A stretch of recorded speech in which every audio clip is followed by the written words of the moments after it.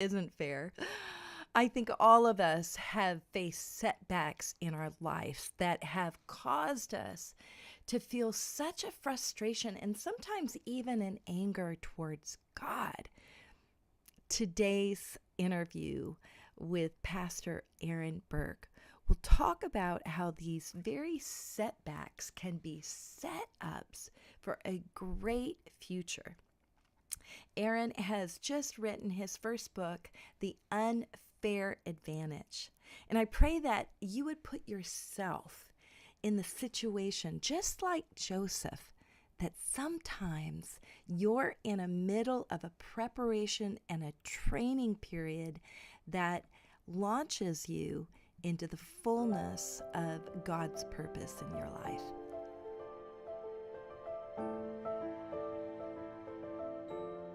Congratulations on your first book, Aaron, The Thank you Unfair so much. Advantage. Thank you. I'm very honored to be with you. So excited that your listeners, we get to be in this conversation together. Yeah, and I have been excited how God has used Radiant Church in Tampa. And I remember, I think my husband and I, or it might have just been me, I was visiting my mom in Tampa, and I got to visit you on one Sunday, Wow. I think, Yeah. after you started. So I'm Well, really happy to see what God's doing.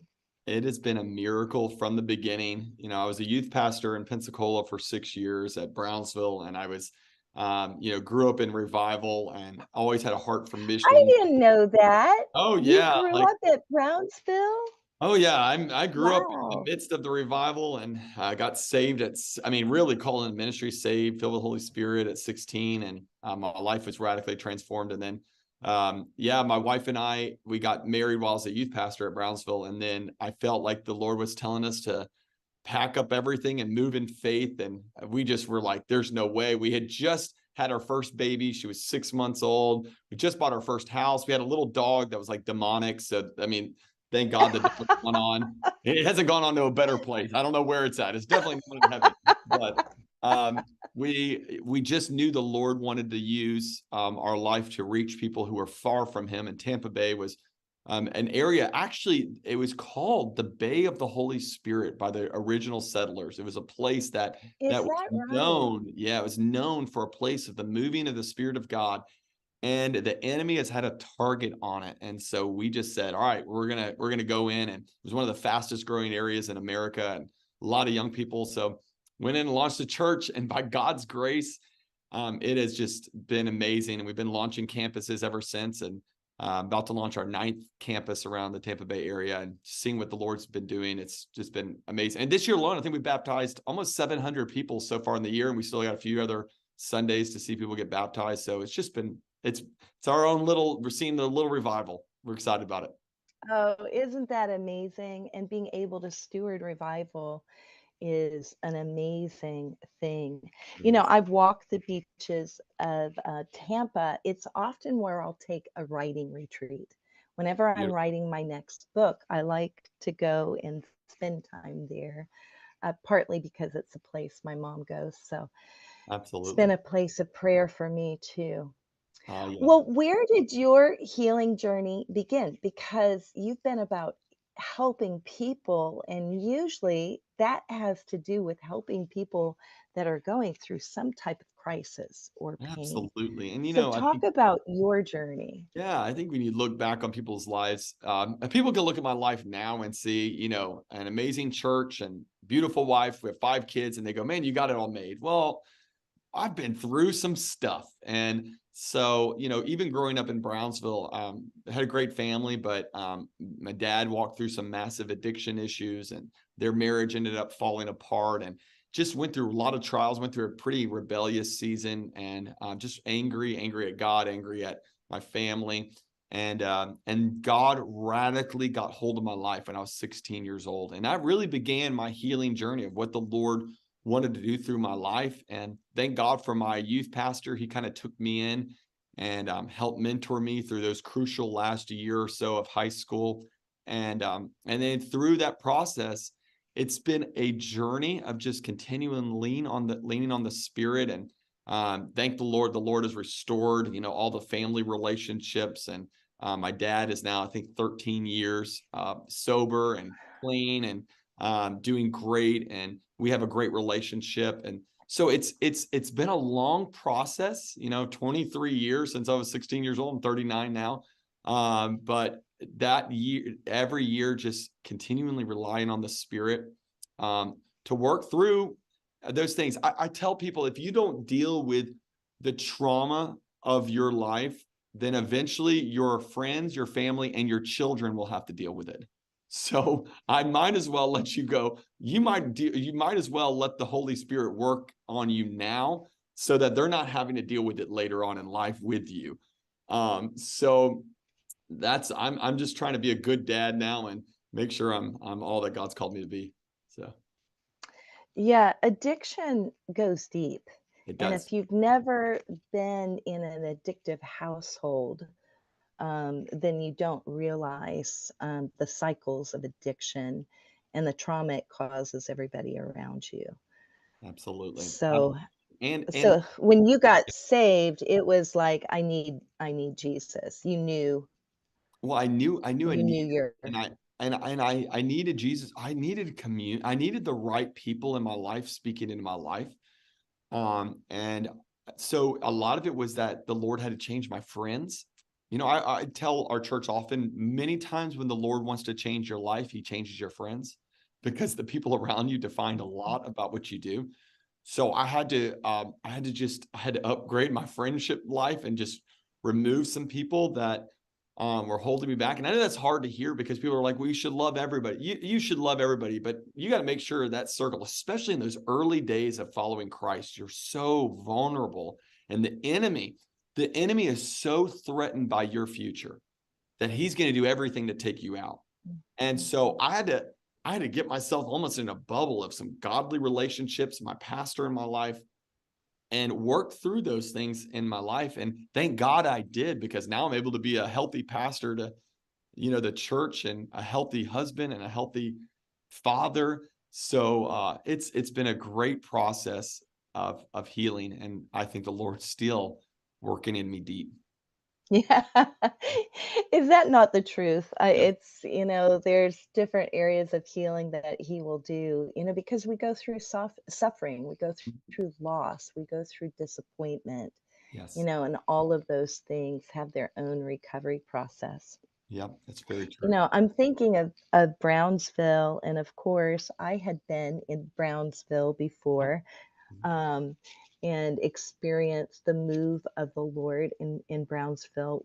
One thing that marked Brownsville was the fear of the Lord, Yep. and the hatred of sin. I'm finishing my doctorate right now, and Michael Brown was my teacher for Old Mm. Testament. I I love loved Dr. Brown. him. Love him. I love Dr. Brown. And in the midst of a class, we just experienced the fear of the Lord. Mm. Um, and it's amazing to me how the fear of the Lord can bring you into a pathway of discovery um, that helps you move forward in your life. Yeah. Dr. Brown, can I In just your, say this about him? yeah, say I something. I Yes. actually I talk about him in my book, which is because he taught me a principle about sin, and he called it the aharit, which is the end result, the enemy's primary tactic in your life. That's a Hebrew word, aharit. And the enemy's primary tactic in our lives is to blind us of the aharit, the consequences of our sin. So he wants us to think that we can do anything we want. And I remember hearing that concept. I think I was 18 years old, and it marked my life. And I've preached it now for years, of that fear of God and awe of God, but also the hatred towards sin and the love of holiness, and no longer trying to, find out where's the line. That was the whole thing. Like, how far is too far? Where's the line? Brownsville taught us, you're not looking for the line. You're looking for Jesus. Get as close to Jesus as possible. And I love that passion. It's still so deep inside of me. And so I know people are everybody's got their critics of revival, but I'm telling you, I was a teenager in the midst of it. And I was in that room where it was undeniable that the presence and the glory of God filled the room in moments where you're sitting there and it's just boom, the whole thing. And it was like a fog. My pastor, his name is Richard Crisco. He was the youth pastor during revival. Still my pastor. I talked to him every single week. He told me, he's like, I had one service a couple months in.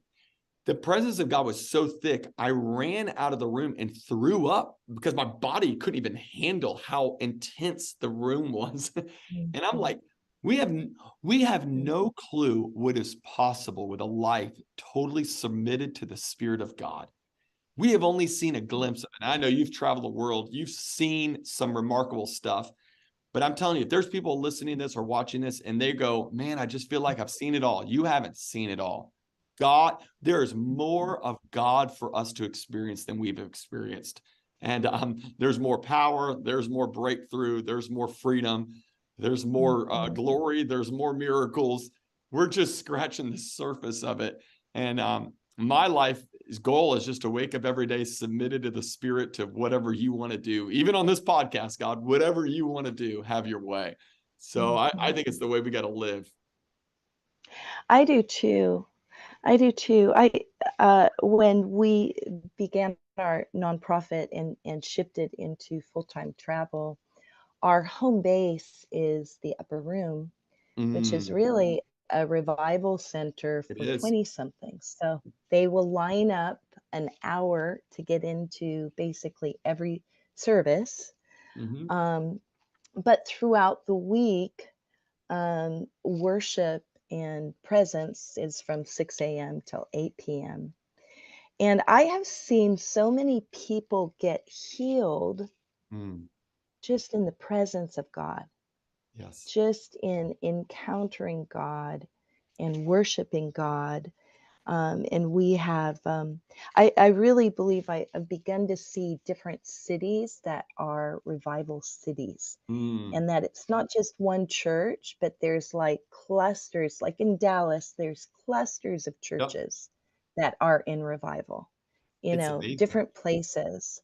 I've gotten kind of close to Michael Miller, who's there at the Upper Room, and I always tell him every time. Oh, I didn't know that. You've got a friendship with Michael? Yeah, I mean, we just started kind of last year, but I preach in Dallas 3 or 4 times a year, and so I'll be there next month, and I always make sure I text them and come to the Upper Room and pray, and it's such an amazing experience there, what the Lord's doing, and it's encouraging to me to find out that, God's presence is where everything changes in people's lives. So, I even met with our worship team the other day. They're like, okay, well, what's your goal every single Sunday for our worship? And I go, it's His presence. Who cares if the set list sounded good? Who cares if the team are we creating an environment for His presence? Because His presence is where all the change happens that needs to happen. So we reach a lot of lost people in Tampa Bay. They show up for some reason. And the best the best takeaway I ever hear is didn't even believe in God, but I walked into that room and I knew God's in this room. There's something in this room. I could feel it when I walked into the room. I go, okay, now we got it. We got to have His presence. So yeah, there's transformation. There's it is. transformation. And I think sometimes when people are in that place where they're stuck, where they've tried this prayer modality or this healing journey and they still haven't gotten the breakthrough, often the breakthrough comes with the presence of God. It does. It does. Because when He comes, there's a shift for everybody. Yeah, you're absolutely right. Well, that's great. Michael has a new book out. I don't know if you knew that. I did know that. I did. Yeah. Good, good, good. Well, talk to me about the unfair advantage. I love the story of Joseph. I love that key passage that you delineate in the book, that what the enemy meant for evil can be used for good. So talk about why you wrote this book and how you hope to help people. Well, I have seen people go through the exact same trauma, the exact same devastating situation. So let's take an example. We have two ladies, both ladies lost their 16-year-old child to cancer in two different scenarios. It's devastating. It's the worst case scenario. But I've seen two different people walk through the exact same scenario. And I've watched visually God turn one of them around for the good when it comes to the lady walking out of it, not bitter, closer to the Lord, walking in ministry, using that pain to make a difference in the world. And then I've seen the other one walk out of it with ultra disappointment, bitter towards God, bitter towards the church.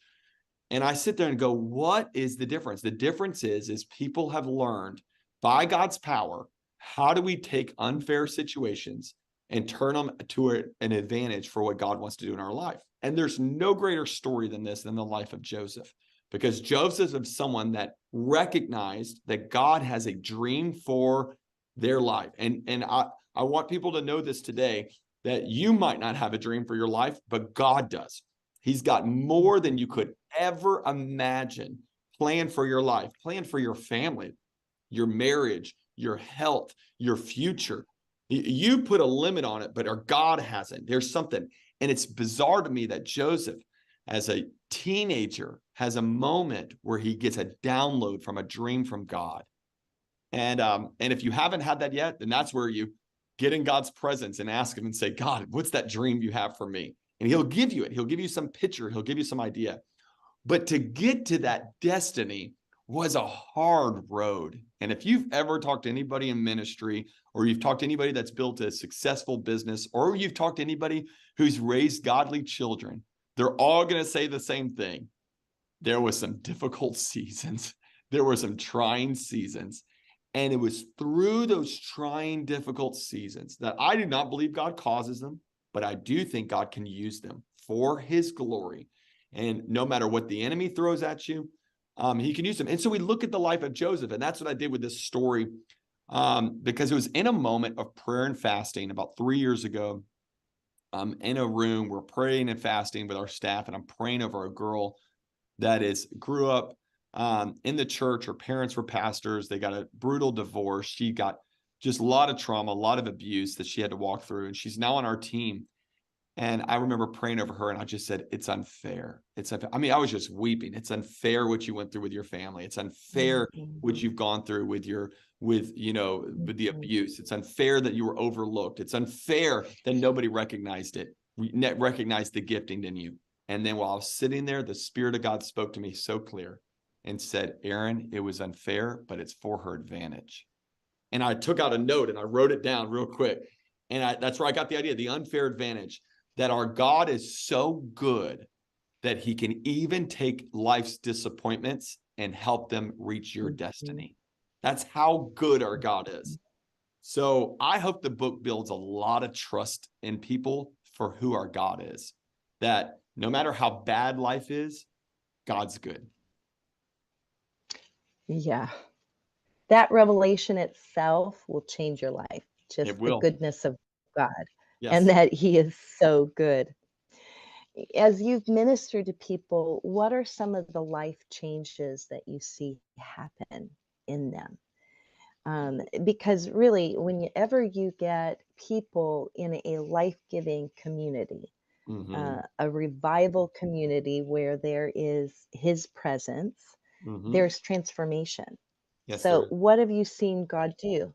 What has God done through this woman that's on your staff, for example? Yep. Well, looking at the 7 unfair advantages in Joseph's life, I can see examples of how God used every single one of them in different scenarios in different people's lives. I actually think everybody kind of goes through all 7 sometime in their life.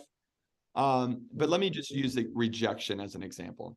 Rejection happens to the best of us, but it doesn't have to get the best of us. So we've all been denied the job. We've all been, the family has, there's been a spat in the family. There's people that are probably listening to this and a kid has rejected them, someone that you loved and you poured your heart into, and the child's no longer talking to you. What do we do about rejection? Well, that's where we have to go into God's presence. I say something in the book that's crucial. I say, listen, God can turn all things for the good, it's available, but it's not automatic. And that's what is crucial. It's like there's an ability for you to walk out of this thing better, but you've got to make some decisions. Now, how do we find those decisions to make? Well, that's what we find in his presence. What is God leading us to? And usually in the sense of rejection is a good example. He's normally leading you to, and I talk about it in the chapter, he's normally leading you to forgive, to release the offense, to do all the things that are contrary to your flesh. Isn't it interesting in Joseph's life that Joseph's story is very detailed in the scriptures? I mean, from chapter 37 through chapter 50, we get all of Joseph's story, and not one time do we hear about him being angry with his brothers.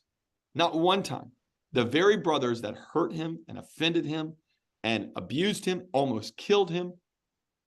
But Joseph walked in radical forgiveness in his heart. And I thought about that going, that's an unfair advantage that we have, that we can learn how to not get bitter, how to forgive. And when we do that and we release to the Lord that hurt, because it really hurts.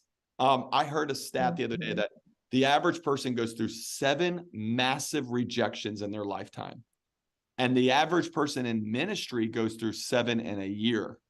So just let people know, if people are listening to this and they're in full-time ministry, they know that pain of the person believed in you, said they would be with you for life, and they're no longer there. It's hard, but rejection is for our good when we learn to let God redirect our path. And actually, it helps us get better. I map out my story in the book a lot, where I went through rejection after rejection after rejection. And I was so angry. I got angry every time the Lord closed the door, until I recognized that my God only closes the door when he wants to open another one for me. And it might not look like a better door, but I'm telling you, it's always going to lead you closer to the destiny he had for you. And he did it with Joseph's life. He kept opening doors for him. Now, the doors look difficult. So some people are like, I got saved and then my life fell apart. And it's like, watch how God's going to open the door. It might be difficult for a season. It's for your good if you'll allow the Lord to do the work inside of you during it. Yeah. Well, if you think of Joseph, there he is, righteous with Potiphar's wife, and God Very opens good. a door to prison. And Yep. you might not think prison is a door, but there was Joseph. He kept getting promoted in prison. Can I share And something so about even prison? the doors that you don't Yeah. think are doors, Yeah. they're doors. So the prison thing blew me away. And this was a revelation moment that just shocked me, because scholars think that Joseph was in prison for 10 years, 13 years from he gets the dream till he's second in command. 10 of those years he's in prison because of the situation with Potiphar's wife. And I thought there and I go, God, why? Why did you have him in prison for 10 years? And then I started researching the Egyptian prison system. Prison systems did not exist in that day, except in Egypt. What they would do around the world during those times is if you did something wrong, they would just kill you. Like, that was reality. But Egypt was so advanced in their culture that what they would do is they go, no, prisoners made a mistake. We're going to put them in a system and we're going to educate them. And Egypt had the best education system in their prison systems that was known around the world. Still, when they're researching in Egypt today, they're finding how their prison systems were educational. So I thought about it going, isn't that like God? God gives Joseph a dream. He's going to be second in command over all of Egypt. Joseph doesn't know the language. He doesn't know the culture. He doesn't know the rituals of the land. How is he supposed to lead when he doesn't know any of those things? And God goes, here's what I'm going to do. I'm going to put you in their education system for 10 years. I'm going to educate you on something. You're going to think it's a setback. It's actually a setup. A because setup. now, when you get to Pharaoh, you're educated enough to actually lead. So I tell people all the time, God uses our dark seasons, our dark rooms, our developmental rooms in our life. So if you feel like you're in a prison, here's the good news. There's a purpose to it that you don't know about yet, but God's going to reveal it one day. That's so powerful. That's so powerful. And you know, life goes in those seasons. Yes. You go in seasons of where you feel hidden Mhm. away, or you feel forgotten by God, or and yet usually it's right before a breakthrough It is. It's if we usually continue to be faithful. You it. know, God does test our hearts in those seasons, and what we do in secret, He rewards in the open. I talk about Um, that a lot in the book of Joseph's secret integrity, his secret trust in God that nobody else knew. Nobody could have made that happen because Joseph promoted himself. God made it happen. And mhm, when I look at my life, I mean, the book is a great example. I have never had this idea. I'm not trying to promote stuff. I didn't go out and get some deal.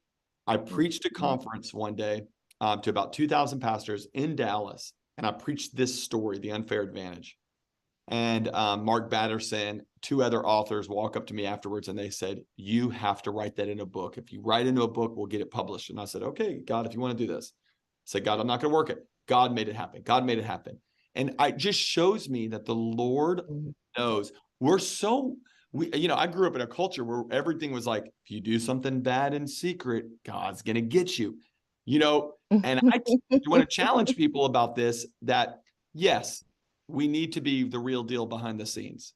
But at the same time, the God who sees all the bad stuff you do in secret also sees all the good stuff you do in secret, and he will reward you.